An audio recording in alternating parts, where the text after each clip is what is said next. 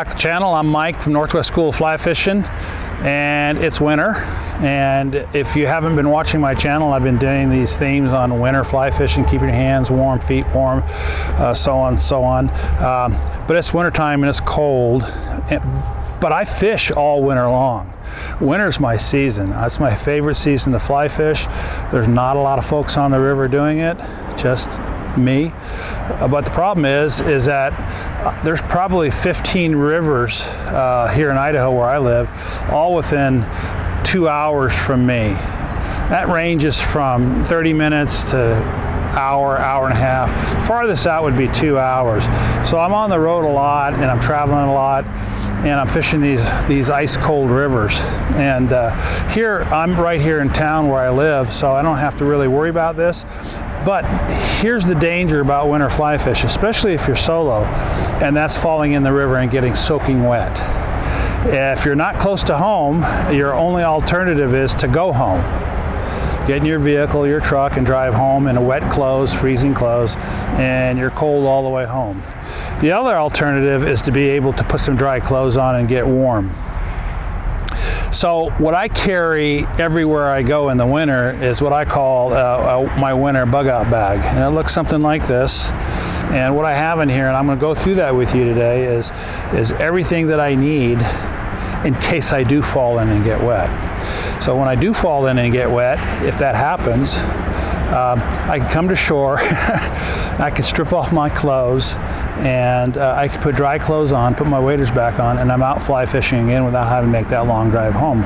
Or if it's towards the end of the day and I fall and get wet, and I still have some dry clothes to get into on my drive home.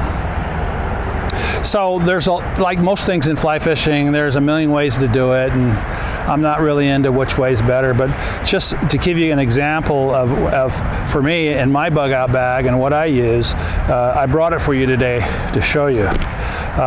So the first thing that I need if I do fall in the river and get wet is I need a towel. And I have that right on top where I can get to it, and I keep it wrapped in plastic so that it stays dry. And it's just an old towel I have at home, and I can wrap it up, dry myself off. And the second thing that I have in this bag, which is 2 layers,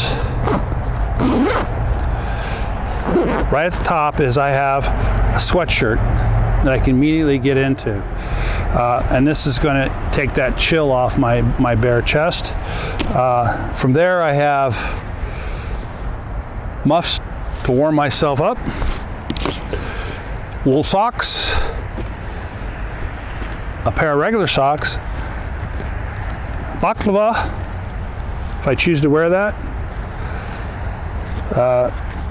and I have, believe it or not, I have 2 pairs of gloves, regular light gloves and really heavy gloves, mittens, so to speak, that are fingerless for fly fishing, and I can use them as mittens, and of course a wool cap. And that really is my access to get warm. And right here in this side pouch right here is where I keep all my hand warmers. So with my sweatshirt on, I might crack a couple of these and put them in my pockets. I carry with me a burner, a little Coleman burner, and I'll fire that Coleman burner up, and I'll have that to keep my hands warm as I'm doing this. I might sit down and put that burner out there. Some folks use a regular Coleman heater, and I'll put that out there and warm my hands and warm my feet. And then I have to worry about the bottom layer, which is right here in this particular thing. And here I have t-shirt, clean jeans, and a long sleeve shirt.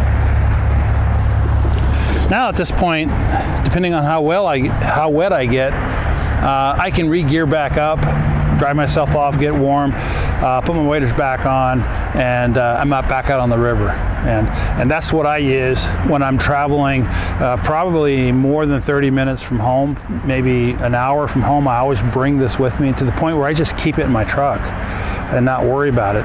I've had situations where I've had to use this I've had situations where I've had my friends that I'm fishing with get dunked, and they had to do this, wear this stuff, so that I could continue fishing and drive them home. It doesn't take much to do this, but it's something that should be part of your winter fly fishing. I take it everywhere I go.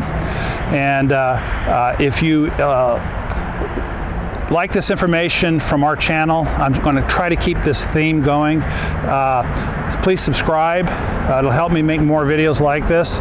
Down in the next couple weeks, I have a 6-part volume or a seminar, 6-part seminar that we did in volumes. I'm putting all those together on winter fly fishing and how we do it in the wintertime. That's coming up, and a lot of other neat things up in winter fly fishing, trying to stay topical in the season we are in. So, hope you enjoyed this, and I'll see you on the river.